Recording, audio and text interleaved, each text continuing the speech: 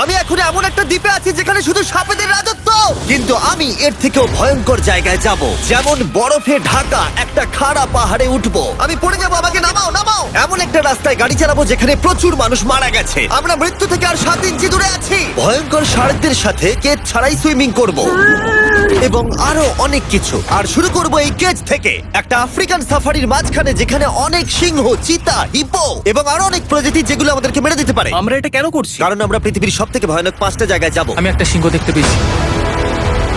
ও মাই god, এটা আমরা কেন করছি? আর যাতে সিংহরা আমাদের কাছাকাছি আসে তাই আমি অনেক মাংস এনেছি। ছড়িয়ে- এবং কেজের চারপাশেও ঝুলিয়ে দেব।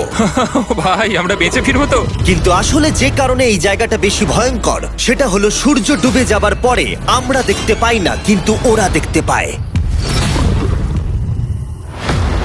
জিমি, ওদিকে দুটো সিংহ রয়েছে।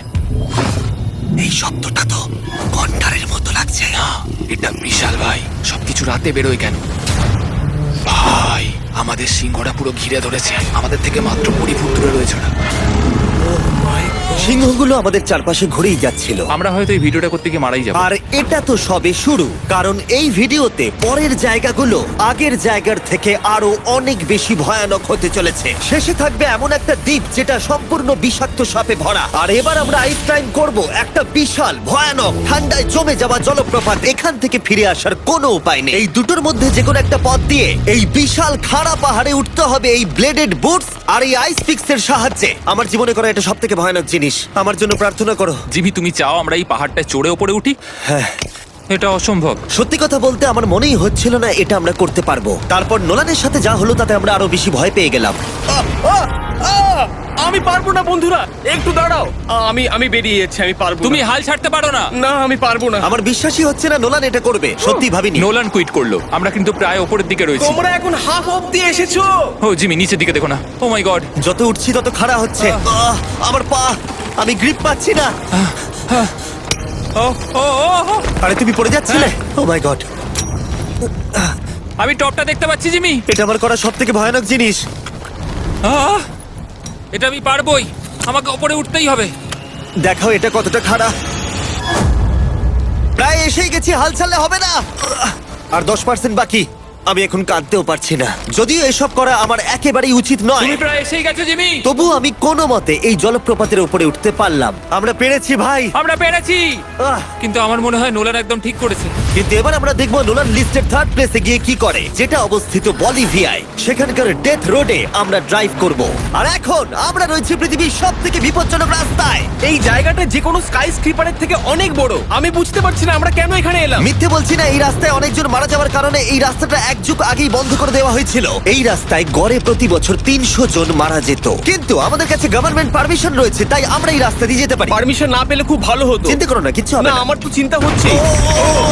এবার বুঝতে পারছি কেন ডেথ রোড বলে। কিন্তু তুমি এমন চালাচ্ছ জানো এটা খুব সাধারণ রোড। দেখো তোমার জীবন আমার হাতে রয়েছে, তাই তুমি এরকম না, বলো তোমার না। জীবন আমার হাতে রয়েছে। দেখো স্টিয়ারিংটা মনে হচ্ছে কেঁপে উঠলো। স্টিয়ারিং থেকে হাত সরিও না। আমরা এখন মৃত্যু থেকে মাত্র 7 ইঞ্চি দূরে আছি। আমরা খাদের খুব কাছে রয়েছি। সাবধানে সাবধানে সাবধানে। বলছো, ও কি মাই flash করছে? গড, আমার লাইফ ফ্ল্যাশ করছে, ফ্ল্যাশ করেই যাচ্ছে আচ্ছা, বারবার। আর যদি তোমরা ভাবো এটাই সব থেকে বিপজ্জনক, তাহলে বলে রাখি আমাদের রাস্তায় আরো 3টে বিপজ্জনক স্পট বাকি আছে। রাস্তা আস্তে আস্তে আরো সরু হয়ে যাচ্ছে।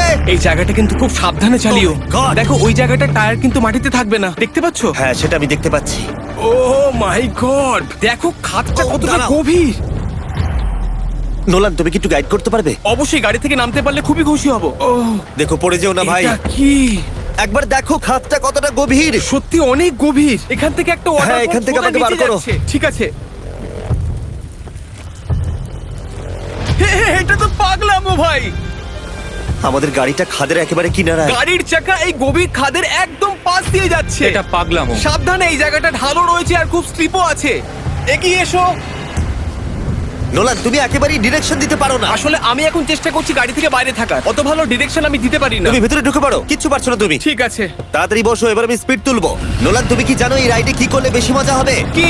আমাদের brand new festival creamy peanut butter cup খেলে। ও, আমি ভাবলাম তুমি বলবে গাড়ি আসতে চালালে। না, ও মাই ফগ গড। অনেকটাই বেড়ে যাচ্ছে, সামনে ঠিকঠাক দেখা যাচ্ছে না। রাস্তার বেশ কিছু অংশ একেবারেই সাধারণ, কিন্তু বলিভিয়াতে ওয়েদার খুব তাড়াতাড়ি চেঞ্জ হবার কারণে হঠাৎ প্রচুর কুয়াশা মৃত্যুদূত হিসেবে সামনে চলে আসে। আরে দাঁড়াও দাঁড়াও দাঁড়াও দাঁড়াও দাঁড়াও দাঁড়াও, আমরা ধারে চলে এসেছি।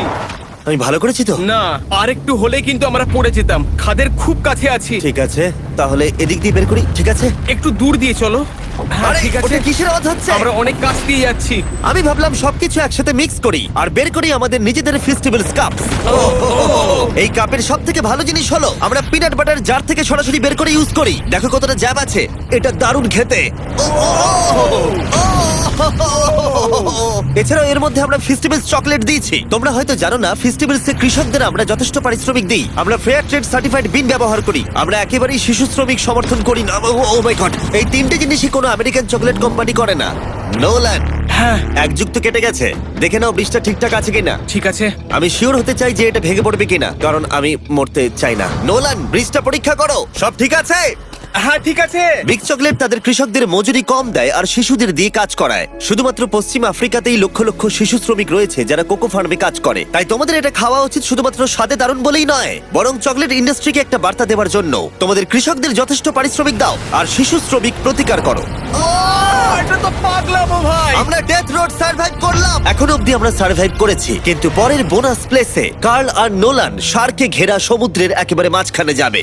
আর কিছু কারণবশত জলে কেজের মধ্যে থাকবো না। হ্যাঁ, ইউজুয়ালি আমরা এটাই ব্যবহার করি, কিন্তু এবারে আর করব না। এখানকার শার্কগুলো অতর্কিতে আক্রমণের জন্য বিখ্যাত, আর এটাই এই জায়গাটাকে ইউএস এর সব থেকে বিপজ্জনক করে তুলেছে। বিশ্বাসই হচ্ছে না আমরা এটা করতে চলেছি। ও মাই গড, এগুলো তো অনেক বড় সার। ও মাই গড। ভাই, আমরা এটা কেজ ছাড়া কেন করছি? ভাই, তোমার পেছনে পেছনে। ও মাই গড, এটা অনেক বড়। নোলান, এক্ষুনি ভাই, নামো। আমার ইচ্ছা করছে না, নামো। আমি যেতে চাই না। সত্যি আমি মরতে চাই না ভাই, মরতে চাই না। ও মাই গড, এটা তো অনেক বড়। ঠিক আছে, ঠিক আছে ভাই, এই সাপগুলো তো দ্বিগুণ বড়। আমি আর যাচ্ছি না, হয়ে গেছে। কিন্তু দ্বিতীয় বিপজ্জনক জায়গার কাছে এটা কিছুই নয়, যেটা অবস্থিত অ্যামাজন রেন ফরেস্টের একেবারে মাঝখানে। এখানকার সৌন্দর্য দেখে বোঝা যাবে না জায়গাটা কতটা বিপজ্জনক, কারণ কিছু মুহূর্তের মধ্যেই এই জায়গাটা এরকম থেকে এরকম হয়ে যেতে পারে।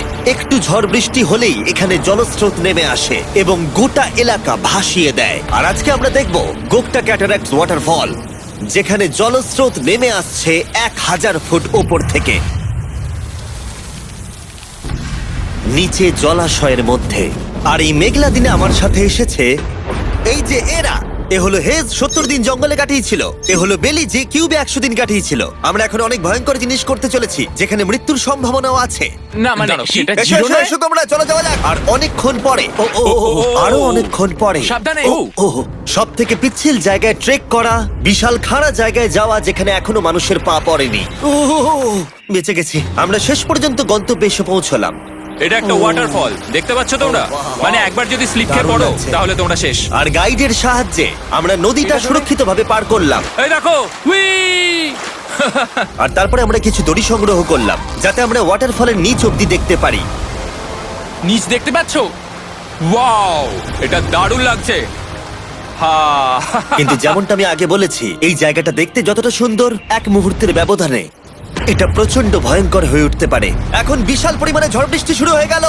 এই জন্যই এটাকে পৃথিবীর সব থেকে ডেঞ্জারাস প্লেস বলা হয়। এই ওয়াটারফলটা এখন আস্তে আস্তে অনেকটা ছড়িয়ে যাবে, অনেকটা জল বেড়ে যাবে, সবকিছু ভাসিয়ে দেবে। এখানে এখন জল অনেক বেড়ে যাবে আর আমাদের বেরোতে হবে। আমরা কি রোপগুলো ব্যবহার করে ওয়াটারফলের পাশ দিয়ে নিচে নামবো? না, একদমই নয়, এটা খুবই বাজে আইডিয়া জিম। আমরা এখন জঙ্গলের মাঝে ফেসে গেছি, এটা তো বাজে ব্যাপার। কত রিস্ক আছে। জিমির দিক দিয়ে কিন্তু কাদা আসছে, অনেক কাদা। আর যে কোনো মুহূর্তে এখানে বাজও পড়তে পারি। আর সত্যি আমি চাই না তুমি মরে যাও। তাই আমাদের ইউটিউব ভিডিও এমার্জেন্সি অপারেশনে বদলে গেল। একটাই উপায় আমরা বেরোতে পারবো, একই পিচ্ছিল এবং খাড়া পথ দিয়ে আমাদের ফিরতে হবে। আর কিছুক্ষণ বৃষ্টি হলে এই জলস্রোত সবকিছু ভাসিয়ে দেবে। তোমরা দেখতে পাচ্ছ জলের পরিমাণ অনেকটা বেড়ে গেছে, আমাদের রাস্তাও ব্লক হয়ে গেছে। আমাদের এই দড়ির সাহায্যে বেরোতে হবে, অনেকটা সময় লাগছে। তোমাদের মনে আছে যখন আমি এই নদীটা পার করছিলাম আর হাসছিলাম? হুই! এখন আর একদম হাসি পাচ্ছে না। আমার সত্যি খুব ভয় করছে, যদি আমি পড়ে যাই। এই যে সেই ওয়াটারফল, যেখানে আমি তলিয়ে যাব। জলের স্রোত দেখো, মানে দেখো, আমি মজা করছি না। এই দড়িটা ধরো আর নিজেকে ঠেলে ওপরের দিকে ওঠো। আমাকে মরতে দিও না। আর অনেকক্ষণ পরে জল আর কাদার বন্যায় ট্রেকিং করে আমরা এই পাহাড় থেকে প্রাণে বেঁচে ফিরলাম। এখন আমরা পৃথিবীর সব থেকে মারাত্মক জায়গায় যেতে চলেছি। আমাদের লিস্টে পৃথিবীর ভয়ঙ্করতম জায়গার মধ্যে 1 নম্বর। আর এই ভিডিওটা সব থেকে ভালোভাবে শেষ করার জন্য আমরা এসেছি পৃথিবীর সব থেকে বিপজ্জনক আইল্যান্ডে। কেন এমন আইল্যান্ডে আছি যেখানে কিলিং মেশিন ভর্তি? মনে হয় আমরা মরবো। Bye bye. এখন থেকে অফিসিয়ালি আমরা কাল অবধি আছি। এটা সত্যি, আমরা পৃথিবীর সব থেকে বিপজ্জনক আইল্যান্ডে সারা রাত কাটাবো। আর আমাদের প্রতি পদক্ষেপে থাকবে অজস্র সাপ। শুধুমাত্র স্পেশালাইজড পোশাক আমাদের বাঁচাবে এই সমস্ত ভয়াবহ বিষধর সাপের হাত থেকে। যে কোনো জায়গায় সাপ থাকতে পারে, তাই না? হ্যাঁ, জিমি, কি হবে যদি কোনো সাপ আমাদেরকে কামড়ে দেয়? বেসিক্যালি যেই বিষ তোমাদের রক্তে এসে মিশবে, তোমাদের স্কিনের কালার চেঞ্জ হয়ে যাবে আর 1 ঘন্টার মধ্যে তোমরা মারা যাবে। এটা খুবই ভয়ের বিষয় যে আমি যে কোনো সেকেন্ডে মরে যেতে পারি। এটা পাগলামো ভাই। গোটা আইল্যান্ডটা কিলিং মেশিন দিয়ে ভর্তি। এটা কিন্তু দারুণ ব্যাপার। ওপর থেকে কিন্তু দারুণ লাগছে জায়গাটা। তুমি এখান থেকে পড়ে গেলে কিন্তু মরে যাবে। হ্যাঁ, সেটা আমি সবাই জানি। খুব সতর্ক থেকো। তোমরা হয়তো ভাববে স্নেক আইল্যান্ড নাম বলে এখানে হাজার হাজার সাপ ওপেন ঘুরে বেড়াবে, কিন্তু মাটিতে বসবাসকারী প্রাণীদের সাপগুলো মারার পরে ওরা এখন গাছের পাখিদের শিকার করে, কারণ এখন ওরাই একমাত্র জীবিত শিকার। এখন আমরা অফিসিয়ালি জঙ্গলে প্রবেশ করছি। যে কোনো মুহূর্তে সাপ গাছ থেকে লাফ দিয়ে আমাদেরকে কামড়াতে পারে। এতক্ষণ পায়ের চিন্তা করছিলাম, এখন তো গাছ থেকে সাপ পড়ারও আশঙ্কা রয়েছে। এটা পাগলামো ভাই।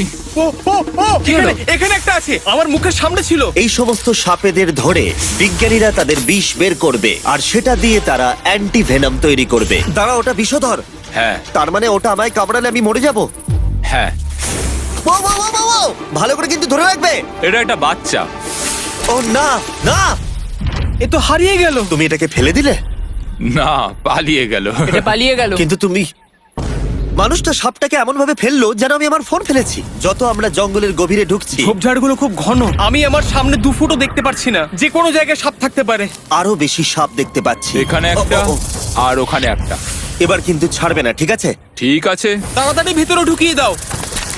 এই সাপের বিষ কতজন মানুষের জীবন বাঁচাতে পারে? প্রায় 1000 জনের। ও, এটা তো অসাধারণ। সারা বিশ্বের যত অ্যান্টিভেনম পাওয়া যায় তার 90% ব্রাজিল থেকেই পাওয়া যায়। তার মানে হলো যতগুলো সাপ আমরা ধরবো তত হাজার মানুষের জীবন বাঁচবে। জিমি, ওখানে আরেকটা সাপ রয়েছে। ও মাই গড, এটা তো বিশাল। আমরা অনেক খুঁজে পাচ্ছি, ওরা বাইরের দিকে তাই আসছে। দিনের বাকিটা সময় আমরা এই বিষাক্ত সাপগুলোকে ধরতে সাহায্য করলাম। এমনকি আমরা বিজ্ঞানীদের রিসার্চেও সাহায্য করলাম। দেখো, এই সাপটা মাটি থেকে 15 ফুট উপরে রয়েছে, আর সায়েন্টিস্টরা আমাদের গাছটাকে নাড়াতে বললো যাতে এটা নিচে পড়ে যায়। এই গাছগুলোর নিচে আমি কখনোই ক্যাম্পিং করব না। ও তো একটুও নড়ছে না। অনেকগুলো জীবন বাঁচাতে হলে আমাদের অ্যান্টিভেনম দরকার। অন্ধকার ঘন হয়ে এলে আমরা সার্ভাইভ করার দিকে মন দিলাম। এবার ক্যাম্পিং এর সময়। ক্যাম্প সেটআপ হয়ে গেল, যদিও আমি সত্যিই জানি না এই ক্যাম্পগুলো স্নেক প্রুফ কিনা। আমরা এখন ঘুমোবো সাপেদের মাঝে। একটু ভয় লাগছে। এখন আমরা ঘুমোবো আর আশা করব আমাদের টেন্টে কোনো সাপ ঢুকে পড়বে না। খুবই ভয় লাগছে। আমি বাড়িতে গিয়ে শান্তিতে ঘুমোতে চাই। তাই আমাদের মনে একটাই চিন্তা ঘুরপাক খাচ্ছিল, যত তাড়াতাড়ি সম্ভব এখান থেকে বেরোতে হবে। আমি শুধু বাড়ি যেতে চাই। একটা বিশাল আইস মাউন্টেনে ওঠা থেকে শুরু করে এমন রাস্তায় ড্রাইভ করা যেখান থেকে 1000 ফুট নিচে পড়ে যাওয়ার সম্ভাবনা আছে, শার্কে ঘেরা সমুদ্রের মাঝে সাঁতার কাটা কোনো কেদ ছাড়াই, এবং সবার শেষে আমরা স্নেক আইল্যান্ড সার্ভাইভ করেছি এবং কেউ মরেনি। দেখার জন্য ধন্যবাদ। তোমরা আমার brand new festival creamy peanut butter cup খেও এই রিটেলার গুলোতে পাওয়া যাচ্ছে। আমি চকলেট ইন্ডাস্ট্রিকে একটা বার্তা দিতে চাই, চকলেটের উৎপাদনকে সুরক্ষিত করো। ব্যাকের কিউআর কোড স্ক্যান করে শিখে নাও কিভাবে